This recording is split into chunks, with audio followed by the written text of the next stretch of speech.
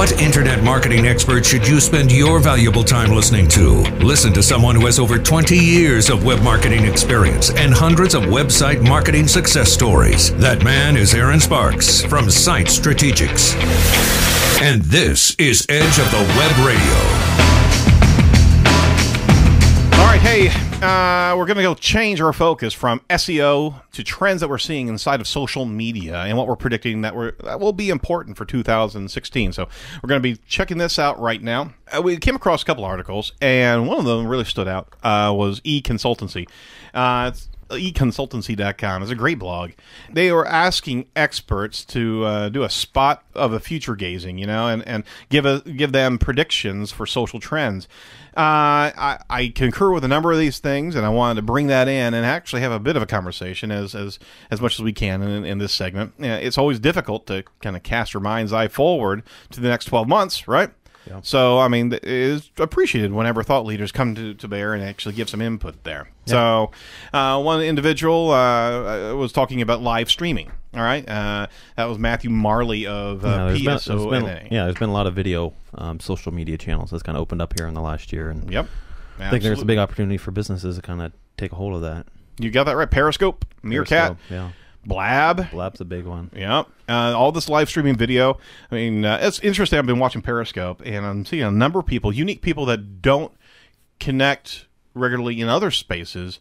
Mm-hmm. There's a lot of personal stuff that's out there and personal insights. Yeah. Mm-hmm. Facebook also announced that it was going to open up its Facebook Live feature to allow users to live stream directly from the app to their news feed. That's big. I don't know if I want to see everybody's live stream. I'm just saying. Some people would be better filtered just by a comment. Yeah. But no, I mean, live stream this. We can live stream this. We could. We might. And we very well might. 2016 will be a make-or-break year for mobile live streaming as Meerkat and Periscope seek mainstream consumer use cases. Another point that they actually brought up, different social publishing formats. Snapchat, Discover, Twitter Moments, and Facebook Instant articles herald a focus of more innovative editorial features for social media platforms in 2015. Social platforms are becoming more and more increasingly competitive about keeping users in-app as long as possible. So other social media platform features, right? And not only the aggregation tools to be able to manage them, but I mean, Instagram even has something, and they're moving into more unique in-app, in-website tools that you can't get from those aggregation tools, right? Yeah. So you're going to see what they're really doing is adding more value in their space. So where people were doing a broadcast from an aggregation tool like Hootsuite, right? They're trying to make it more attractive to actually publish from those respective platforms. I like that. That means that they're actually creating more value and more real estate opportunity. That's going to kind of break you away from easy to publish content across all those platforms, but you'll take advantage of more intuitive content that's directly tied to the user themselves in those social platforms, and you're giving them what they're wanting out of that. Right, so Instagram is going to be another scenario where you have more rich features inside the platform than anything else that you could have broadcasting into it. Twitter, this is a master Twitter.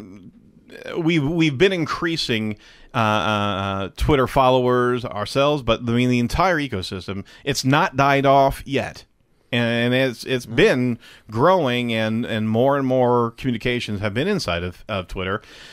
But, 2016 possibly will be the year of whether Twitter remains in the hands of super users or rises, like a phoenix on steroids, so to speak. Thoughts about that inside of Twitter? I think it could be a make-or-break year for Twitter. They got to do something with the spam. Spam is such a big issue with Twitter, and I think that could sink a lot. It turns me off, but I mean, it's my go-to social media. It's where I get all my news from. When I'm watching sports on TV, I'm constantly checking Twitter. So I mean, I love it for that. But there's just so much spam out there. They got to do something about that. That is, and the users that use social media, and just users in general, consumers of digital marketing and digital media, they are getting more and more reluctant to invest their time. I mean, their time's valuable. And if you're not cleaning up your own platform, there's going to be something else that replaces it. Focusing on listening. As marketers are so focused on talking side of communication, often the listening side fails to really even be a focus.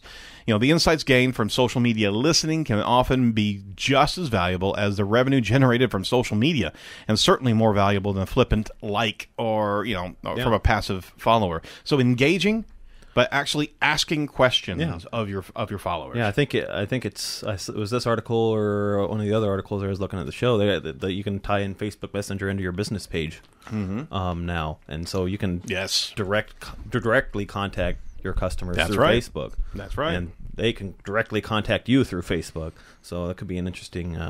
I really think that's going to be a place, and we're going to talk about that in a second. The rise of affiliate performance-based social marketing. This will lead to brands working more closely with social media influencers on performance-based influencer marketing campaigns and relationships. It's the intersection of PR, advertising, affiliate, and SEO. It's going to be a massive, hard-fought, and bloody battleground for agencies in that space. A lot more video in innovation. The launch of the 360 video on Facebook. Right? Yep. We expect to see a lot more creative video content in 2016. And video automatically plays in a Facebook news feed, so it's instant eye-catching versus a still photo. Yep. So it's going to be big this next year. Something that they mentioned that was interesting, and I've been scratching at this for a little bit, is the retargeting backlash. There's a prediction from Michelle Goodall. We'll see a backlash against retargeting in social as more advertisers jump on board and conduct shoddy social advertising campaigns. That's the case right there. As consumers start to get tired of social retargeting and advertisers continue to focus on targeting people who have already purchased versus focusing on smarter pre-targeting, we'll see we'll see media reports on the worst aspects of programmatic advertising. You can see some high-profile legal cases as well. So the retargeting factors are really They're beneficial if you do them right. Yeah. Lastly, the rise of the bigger buy button. When buyable pins on Pinterest fully take hold in 2016, more brands will utilize Facebook, Twitter, and YouTube buy buttons. We'll see more social there. Gosh, you got that right.